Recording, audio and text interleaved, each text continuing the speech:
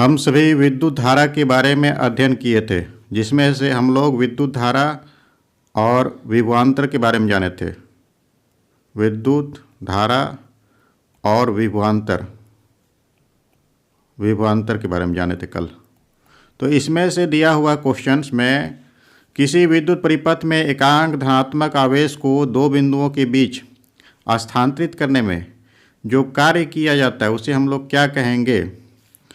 तो हम लोग जाने थे V इक्वल होता था W/Q।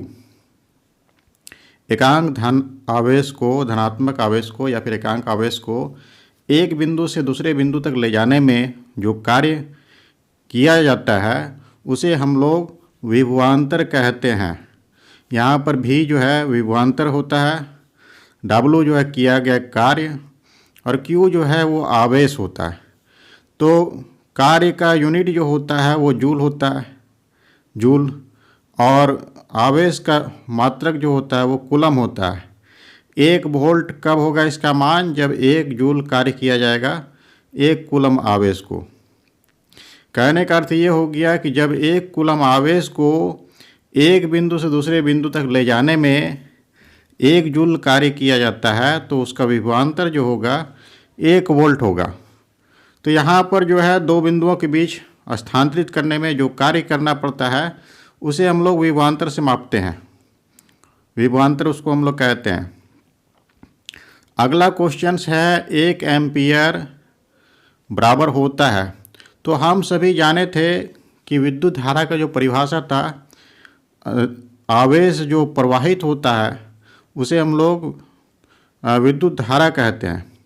तो आवेश के प्रवाह की दर को हम लोग विद्युत धारा कहते हैं। I इक्वल टू जो है वो होता है Q/T। आवेश की प्रवाह की दर को हम लोग विद्युत धारा कहते हैं। तो इसका मान 1 कब होगा? 1 एम्पियर। तो जब जो है इसका भी मान 1 हो, 1 कूलम आवेश और 1 सेकंड इसका मान हो, तभी जो है आवेश का धारा का मान 1 एम्पियर के बराबर होगा। तो इसका 1 एम्पियर बराबर होता है जब 1 कूलम आवेश प्रवाहित होने में 1 सेकंड का समय लगता है तो उसे हम लोग 1 एम्पियर कहते हैं। इस तरह से इसको हम लोग परिभाषित करेंगे। तीसरा क्वेश्चन में ठोस पदार्थ से धारा का प्रवाह होता है। ठीक है, ठोस पदार्थ जो है ये धारा तभी प्रवाहित होगा जब ये विद्युत का चालक होगा या फिर कोई धातु होगा। तो धातु में क्या होता है? मुक्त इलेक्ट्रॉन की संख्या अधिक होता है, मुक्त इलेक्ट्रॉन पाया जाता है, इसीलिए यह विद्युत का चालन करता है। तो इसमें से क्या पढ़ना है हम लोग को? तो ठोस पदार्थ से धारा का प्रवाह होता है प्रोटोनों की गतिशील होने के कारण। प्रोटोन हम लोग जानते हैं ये पॉजिटिव चार्ज होता है, प्लस वाला। तो पहले ऐसा माना जाता था कि जो है पदार्थ में प्रोटोन ही जो है आवेश का वाहक का काम करता है या फिर प्रोटोन ही प्रवाहित होता है, लेकिन ये धारणा गलत था। अब जो है अब पता चला है कि इसमें इलेक्ट्रॉन गतिशील होता है और इसका दिशा जो होता है धारा के प्रवाह के विपरीत होता है।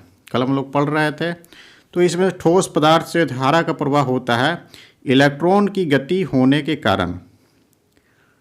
ठीक है, धनायनों और ऋणायनों की गतिशील होने के कारण इसमें दोनों बात बोल रहा है, ये गलत नहीं होगा। और न्यूट्रॉन हम लोग जानते हैं कि उसमें से किसी भी प्रकार का चार्ज नहीं होता है, आवेश नहीं होता है, न्यूट्रल पाया जाता है। तो जैसे कि सबसे पदार्थ का जो है सूक्ष्मतम कण जिसको हम लोग परमाणु कहते हैं, परमाणु का आकार जो होता है गोला के आकार का होता है। अब इसका केंद्र में जो होता है यहाँ पर इलेक्ट्रॉन और न्यूट्रॉन पाया जाता है, प्रोटॉन और न्यूट्रॉन। प्रोटॉन प्लस न्यूट्रॉन जो है इसका केंद्र में पाया जाता है और इलेक्ट्रॉन जो है इसके चारों ओर, नाभिक के चारों ओर वो गति करता है। तो ठोस पदार्थ से धारा का प्रवाह होता है इलेक्ट्रॉन की गतिशील होने के कारण। कल हम लोग पढ़े थे विद्युत धारा की प्रबलता का SI मात्रक एम्पियर होता है, जैसे हम लोग पढ़ रहे थे अभी।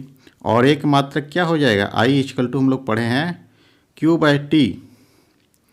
तो आवेश का मात्रक जो होता है वो कूलम होता है और समय का मात्रक सेकंड होता है। तो कूलम पर सेकंड भी हम लोग कह सकते हैं इस धारा का मात्रक। 1 एम्पियर बराबर जो होता है 1 कूलम बाय 1 सेकंड हो जाएगा।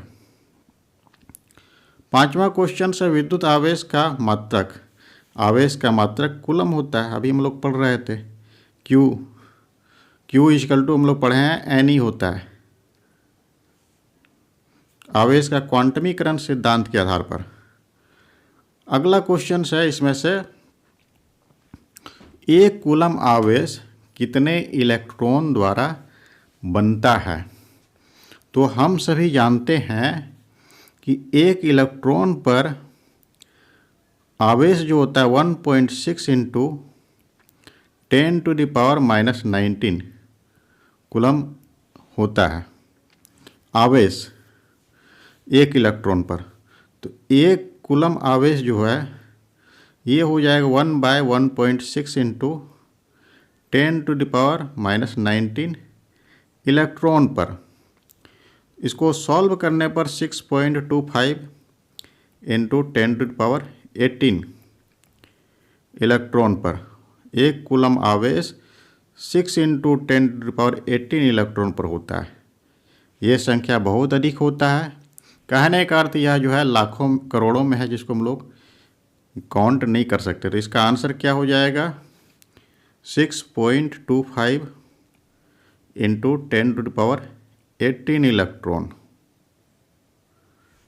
इसी प्रकार से 7वां नंबर का जो क्वेश्चन है इसमें से कहा गया है किसी चालक के अनुप्रस्थ काट मतलब कि क्षेत्रफल जो हम लोग कल पढ़ रहे थे से होकर 1 कूलम आवेश प्रति सेकंड प्रवाहित होती है। तो चालक की धारा क्या होगा, अभी हम लोग पढ़ रहे थे आई इक्वल टू होता है Q/T।